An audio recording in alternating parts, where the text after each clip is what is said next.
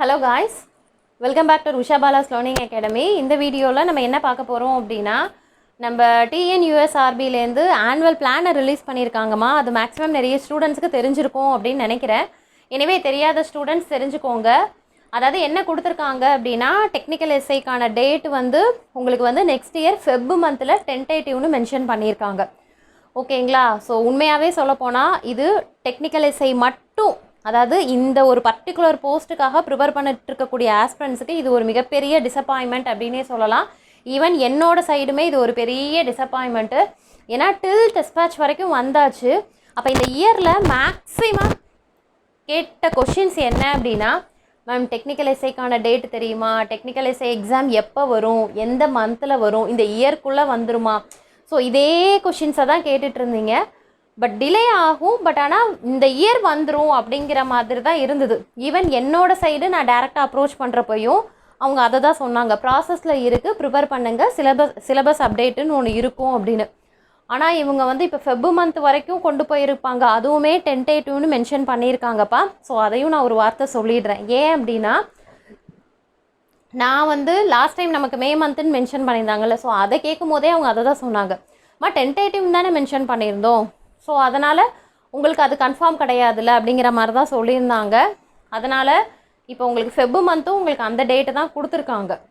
So இது வந்து பர்டிகுலராக டெக்னிக்கல் எஸ்ஐக்கு ப்ரிப்பேர் பண்ணிகிட்டு இருக்கக்கூடிய ஆஸ்பிரண்ட்ஸுக்கு மிகப்பெரிய டிசப்பாயின்மெண்ட்டு தான். ஆனால் அதுக்கு அடுத்தது என்ன பண்ணலாம் அப்படிங்கிற மாதிரி யோசிங்க. அதாவது நான் சம் சஜஷன் சொல்கிறேன், அது உங்களுக்கு எந்த அளவுக்கு ஒர்க் அவுட் ஆகுங்கிறது தெரியல. பட் என்னோடய சைட்லேருந்து நான் ஃபஸ்ட்டு நான் சொல்லிடுறேன். ஏன்னா நாங்களுமே டில் குரூப்லாம் க்ரியேட் பண்ணி அதான் சொல்கிறல, டில் டெஸ்பேட்ச் வரைக்கும் நம்ம போனதுக்கப்புறம் இப்போ சடனாக வந்து இந்த இயர் இல்லைங்கும் போது உண்மையாகவே என்னோடய சைடே இது ஒரு எனக்கு மிகப்பெரிய டிசப்பாயின்மெண்ட்டு. இது அதுக்கடுத்ததும் ஃபெப் மந்த்து அப்படிங்கிறது அதுவும் டிலே ஆகுமா, இல்லை அது கரெக்டாக அந்த டைம் கொடுத்துருவாங்களா? ஏன் அப்படின்னா இப்போ பாருங்கள், இந்த ஆனுவல் பிளானர் பார்த்துட்டு இப்போ அடுத்த என்கொயரி என்ன கேட்குறீங்கன்னா, மேம் அப்போ சிலபஸ் சேஞ்ச் ஆகிடுமா, அதாவது அப்டேட்டுங்கிறது வேறு, அப்போ டோட்டல் சிலபஸே சேஞ்ச் பண்ணிடுவாங்களா அப்படிலாம் கேட்கும்போது நமக்கு ரொம்ப கஷ்டமாக இருக்குது.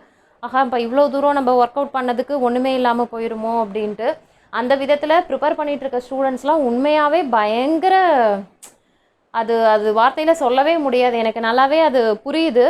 அதே சமயத்தில் அடுத்தது என்ன பண்ணலாம் அப்படிங்கிற மாதிரி யோசிங்க. நான் சொல்லக்கூடிய சஜஷன் என்ன அப்படின்னா, இதில் இன்னொரு முக்கியமான விஷயம், இப்போ அடுத்த வருஷம்னு போகும்போது நிறைய ஸ்டூடெண்ட்ஸுக்கு அந்த ஏஜும் வந்து ப்ராப்ளம் ஆகுது.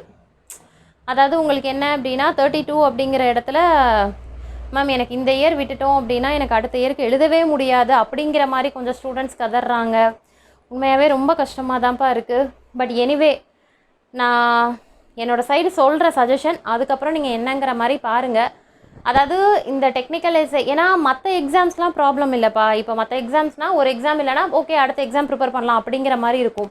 பட் இந்த டெக்னிக்கல் எஸ்ஐக்குன்னு மட்டுமே ஃபோக்கஸ் பண்ணி ப்ரிப்பேர் பண்ணிகிட்டு இருக்க ஸ்டூடெண்ட்ஸுக்கு இது டிலே ஆகுதுங்கிறத விட நெக்ஸ்ட் இயர் டேட்டு கொடுத்ததுங்கிறது வந்து, அதுவும் டென்டேட்டிவில் மென்ஷன் பண்ணி கொடுத்துருக்குதுங்கிறது வந்து இன்னுமே ஒரு கன்ஃபர்மேஷன் இல்லாததுனால ஸ்டூடெண்ட்ஸ் போக போக போக டிசப்பாயின்மெண்ட்டில் தான் போயிட்டுருக்காங்களே தவிர படிக்கணும், கிளியர் பண்ணணும் அப்படிங்கிற ஒரு தாட் அப்படிங்கிறது உண்மையாகவே அடுத்தடுத்தது குறைய தான் ஆரம்பிக்கும்.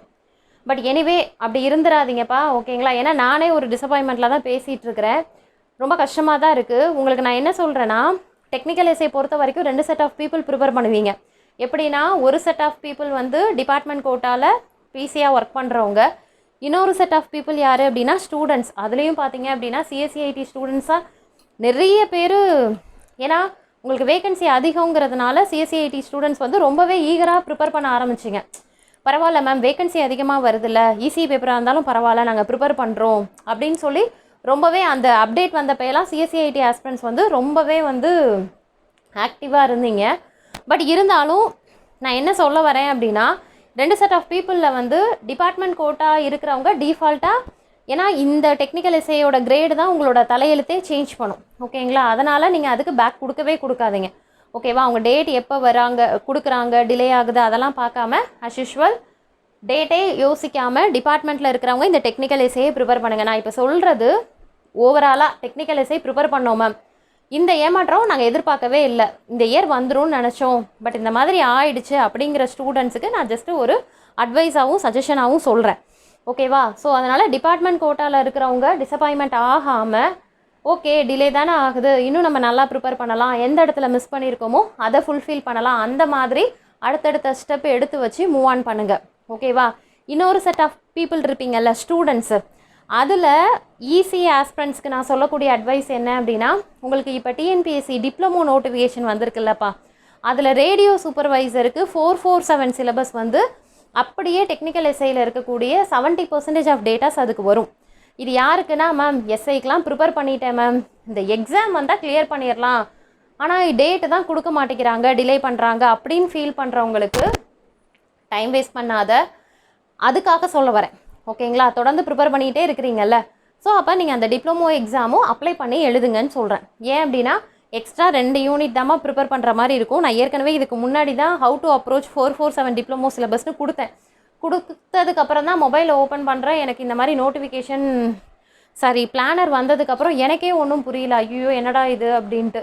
ஸோ எனிவே, அப்போ ஈஸி ஆஸ்பிரண்ட்ஸ் வந்து அது இன்னொன்று, இதுவும் உங்களுக்கு டெக்னிக்கல் எஸ்ஐயும் உங்களுக்கு ஜேஇ ஸ்டாண்டர்டு, ஸோ டிப்ளமோவும் ஜேஇ ஸ்டாண்டர்ட் அப்படிங்கிறதுனால உங்களுக்கு பெரிய சேஞ்சஸாக எதுவும் தெரியாது. எக்ஸ்ட்ரா 2 யூனிட் ப்ரிப்பேர் பண்ணுற மாதிரி இருக்கும். அந்த விஎல்எஸ்ஐயும் எம்படட் சிஸ்டமும் எக்ஸ்ட்ரா ப்ரிப்பேர் பண்ணுற மாதிரி இருக்கும்.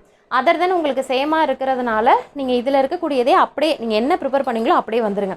ஓகே, சரி மேம், ஈஸிக்கு சொல்லிட்டீங்க. சிஎஸ்சிஐடி ஸ்டூடெண்ட்ஸ் நாங்கள் என்ன பண்ணுவோம் அப்படின்னா, சிஎஸ்சிஐடி ஸ்டூடெண்ட்ஸ் வந்து ஒன்ஸ் அப்படியே ஹோல்ட் பண்ணிவிட்டு, ஓகேங்களா, இப்போ வந்திருக்கக்கூடிய, அதாவது ஏன்னா முன்னாடி நான் இன்டர்வியூ போஸ்ட்டுக்கு கூட நிறைய ஸ்டூடெண்ட்ஸ் வந்து ப்ரிப்பேர் பண்ண ரெடியாக இல்லை.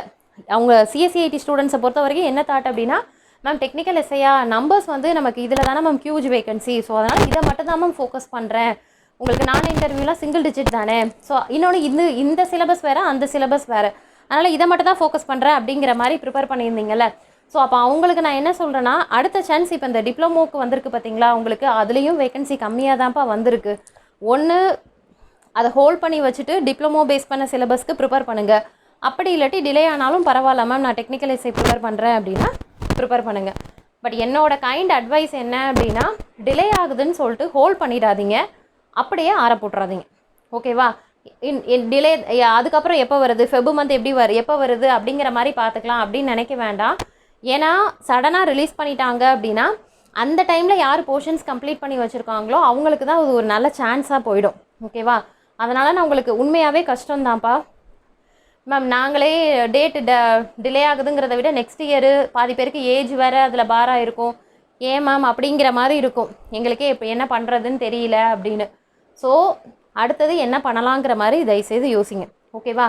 அதே மாதிரி நம்மக்கிட்ட இருக்கக்கூடிய பெய்டு ஸ்டூடெண்ட்ஸுக்கு ஜூம் மீட்டிங் மாதிரி வச்சு என்ன பண்ண போகிறீங்க அப்படிங்கிறத டிசைட் பண்ணிட்டு அடுத்தது நம்ம உங்களுக்கு என்ன பண்ணுறதுங்கிறத பார்க்கலாம். ஓகேங்களா? இது வந்து நான் வந்து டெக்னிக்கல் எஸ்ஐக்குன்னு பர்டிகுலராக ஜென்ரலாக ப்ரிப்பேர் பண்ண ஸ்டூடெண்ட்ஸுக்கு நான் கொடுத்துருக்கக்கூடிய ஜென்ரல் அட்வைஸு. பட் எனிவே உங்களுக்கு ஆனால் இப்போ ஓரளவு டெக்னிக்கல் எக்ஸாம்ஸ் ஃப்ரீக்வெண்ட்டாக உங்களுக்கு டிஎன்பிஎஸ்சியாக இருக்கட்டும், இல்லை அப்படின்னா உங்களுக்கு டிஎன்பிஎஸ்சிலே பார்த்தீங்கன்னா நான் இன்டர்வியூ டிப்ளமோ அப்படின்னு சொல்லிட்டு வேகன்சி கம்மியாக இருந்தாலும் சம்திங் ஏதோ ஒரு சிலபஸ் ப்ரிப்பேர் பண்ணுற மாதிரி கொடுத்துட்டு தான் இருக்கிறாங்க. ஸோ அதனால் இல்லை மேம் எனக்கு கான்ஃபிடென்ட் இருக்குது, நான் ப்ரிப்பேர் பண்ணுறேன். ஏன்னா ஸ்டூடெண்ட் அப்படிங்கும் போது நீங்கள் ஆல்ரெடி நான் டெக்னிக்கல் ஃப்ரீக்வெண்ட்டாக ப்ரிப்பேர் பண்ணுவீங்க. ஸோ அதனால் டெக்னிக்கல் நான் படிக்கிறது ப்ராப்ளம் இல்லை அப்படின்னா தாராளமாக ப்ரிப்பேர் பண்ணுங்கள். பட் டிபார்ட்மெண்ட் கோட்டா வந்து ஆஸ்பிரண்ட்ஸ் வந்து தயவுசெய்து இந்த இதை விட்டுற வேண்டாம். எந்த அளவுக்கு ப்ரிப்பேர் ஏன்னா உங்களுக்கு சுத்தமாக ஆரம்பத்தில் டைமே இருக்காது. முன்னாடிலாம் பார்த்தீங்க அப்படின்னா மே மந்த்லாம் எலெக்ஷன் டியூட்டி ப்ரிப்பேர் பண்ண முடியலன்னு சொன்னீங்கல்ல, அதனால் எப்படி எடுத்துக்கோங்க அப்படின்னா, எக்ஸாம் வர வரைக்கும் இருக்கக்கூடிய டைமை நம்ம ப்ராப்பராக யூஸ் பண்ணிப்போம், யூட்டிலைஸ் பண்ணிப்போம் அப்படிங்கிற மாதிரி ஐடியா பண்ணி நீங்கள் ப்ரிப்பேர் பண்ணுங்கள். இது இப்போதைக்கு நான் என்னோடய மைண்டில் வந்தது, அதை தான் உங்களுக்கு சொன்னேன். அதுக்கு அடுத்தடுத்தது வேறு இன்னுமே பெட்டராக என்ன பண்ணலாம் அப்படிங்கிறத அடுத்தது பார்க்கலாம். ஓகேங்களா? அதே மாதிரி என்ன கேட்குறீங்கன்னா, மேம் இப்போ பிளானர் வந்திருக்குல்ல, இப்போ சிலபஸ் சேஞ்ச் ஆகுமா அப்படின்னு கேட்குறீங்க. அது வந்து அப்படி இருந்தது அப்படின்னா உங்களுக்கு கொஞ்சம் முன்னாடியே சிலபஸ் சேஞ்ச் ஆகுது, இல்லை சம்திங் சிலபஸில் ஏதாவது கை வைக்கிறாங்கன்னா உங்களுக்கு கொஞ்சம் முன்னாடியே அலர்ட் மெசேஜ் கொடுத்துருவாங்கப்பா. அதாவது ஜான் மந்த்லேயே நோட்டிஃபிகேஷன் ஏதாவது சம்திங் அப்டேட் கொடுத்துருவாங்க. ஓகேங்களா? அதை வச்சே நம்ம கன்ஃபார்ம் பண்ணிக்கலாம். எங்கிட்ட ஜாயின் பண்ண ஸ்டூடெண்ட்ஸுக்கு சிலபஸ் அப்டேட் என்ன சிலபஸ் மாற்றுறாங்களோ அதுக்கான இதை நான் கொடுத்துருவேன். ஸ்டார்டிங்லேயே அப்படி சொல்லி தான் நான் இன்க்ளூட் பண்ணேன். அதனால் நம்ம நியூ சிலபஸே கொடுத்தா கூட அதுக்கான கோர்ஸ் வந்து நான் கம்ப்ளீட் பண்ணி கொடுத்துருவேன். ஸோ அதை பற்றி நீங்கள் பயப்பட வேண்டாம். ஓகேங்களா? இப்போ அதுதான் கொஷின் மார்க்காக இருக்குது. மேம் டிலே ஆனால் கூட இந்த ஓல்டு சிலபஸே வச்சு படிச்சுட்டு இருக்கிறதா இல்லை அடுத்தது அப்டேட் இருக்கா அப்படின்னா அது அவங்க சைடு அஃபிஷியலாக சொன்னால் தான் தெரியும். நீங்கள் யார்கிட்ட கேட்டாலுமே அவங்க டிஎன்யூஎஸ்ஆர்பியில் அவங்க எடுக்கக்கூடிய அஃபிஷியல் டிசிஷன் மட்டும்தான் உங்களுக்கு அது பேசும். ஏன்னா இப்போ ஜஸ்ட்டு ஒரு 1 ஹவர்லையே என்ன என்கொயரி அப்படின்னா, மேம் அப்போ சிலபஸ் வந்து சேஞ்ச் ஆகிடுமா, நெக்ஸ்ட் இயர் தானே சிலபஸ் சேஞ்ச் பண்ணுவாங்களா அப்படிங்கிறதான் ஃப்ரீக்வெண்ட்டாக கேட்குறீங்க. பாசிபிள் இருக்குமா, கண்டிப்பாக சிலபஸில் கை வைப்பாங்க தான், ஓகேவா. ஆனால் அது கொஞ்சம் முன்னாடியே இன்ஃபார்ம் பண்ணிடுவாங்க. இன்ஃபார்ம் பண்ணிவிட்டு தான் அதுக்கு அடுத்தது உங்களுக்கு டியூரேஷன் கொடுத்தே எக்ஸாம் எழுத வைப்பாங்க. ஸோ அதனால் முன்னாடி சிலபஸ் வந்துருச்சுன்னா நமக்கு பிரச்சனை இல்லை. இப்போ உங்களுக்கு ஃபெப் மந்த்தே சொல்லியிருக்காங்கன்னு வச்சுக்கோங்களேன், அட்லீஸ்ட் அக்டோபர்லையோ நவம்பர்லையோ சிலபஸ்னு ஒன்று கொடுத்துட்டாங்கன்னா உங்களுக்கு கரெக்டாக ஃபெப் மந்த்துக்கு கரெக்டாக இருக்கும். அக்டோபர் மந்தில் கொடுத்தாங்க அப்படின்னா ஃபெப் மந்தில் எக்ஸாம் எழுதுறதுக்கு கரெக்டாக இருக்கும். ஸோ அந்த மாதிரி கொடுத்தா கூட பெஸ்ட்டு. கொடுத்துருக்கக்கூடிய நியூ சிலபஸ் வச்சு கூட நீங்கள் அழகாக செல்ஃபாக நம்ம ப்ரிப்பேர் பண்ணிடலாம். அதான் அது என்ன பண்ணுறாங்கங்கிறது அஃபிஷியலாக அவங்க நோட்டிஃபிகேஷன் வந்தால் தான் தெரியும். ஸோ அதனால் அது வரைக்கும் எதையுமே ஹோல்ட் பண்ணாதீங்க. நெக்ஸ்ட்டு அடுத்தடுத்தது என்ன ப்ரிப்பேர் பண்ணிகிட்ருக்கலாம். ஏன்னா அப்போ தான் நான் டெக்னிக்கல் டச்லேயே இருப்பீங்க. டெக்னிக்கல் சம்திங் ஏதாவது ஒன்று ப்ரிப்பேர் பண்ணிகிட்டு இருப்பீங்கல்ல, அதுக்காக சொல்கிறேன். ஓகேவாமா. அதர் தென் உங்களுக்கு ஏதாவது டவுட் இருக்குது அப்படின்னா எனக்கு கீழே கமெண்ட் பண்ணுங்கள். தேங்க்யூ.